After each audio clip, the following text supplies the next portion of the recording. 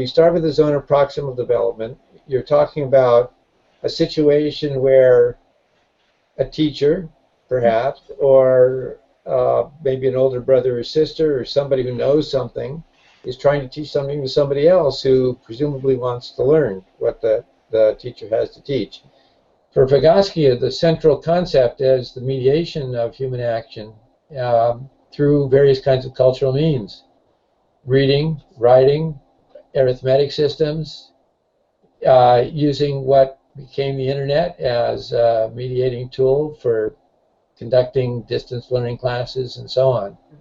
As Vygotsky characterized it, there are three approaches to the relationship between teaching learning as an activity and the development of academic concepts, of concepts in general, but academic concepts in particular. The first was that, and most popular and remains popular, is the theory of Jean Piaget. And for Piaget, very famously, you couldn't teach, you wanted to avoid trying to teach children before they were conceptually ready to understand what it was you were trying to teach them.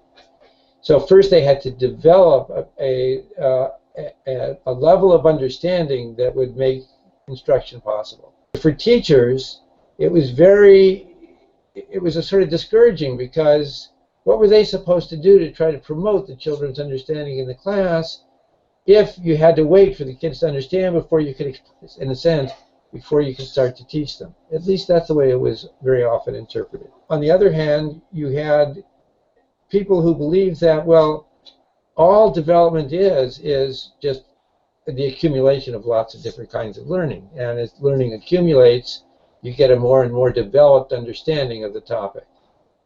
And that he referred to the Americans' research on development as literally the American problem of trying to constantly speed up development. And for Vygotsky, he wanted to sort of talk about the possibility that there really is development in the sense of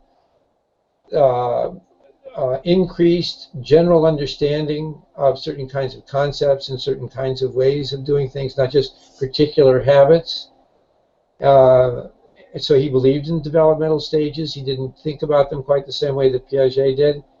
But he believed that it was possible to organize environments such that the teaching-learning process could promote deeper, broader developmental change.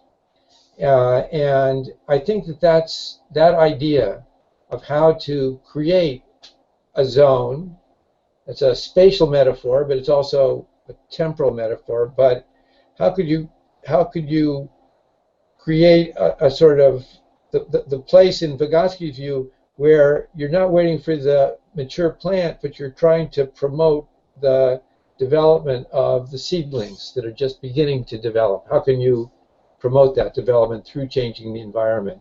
And that's what you try to do, is to organize an environment that invites the learning and development of the child, that beckons the child to something attractive in the next stage.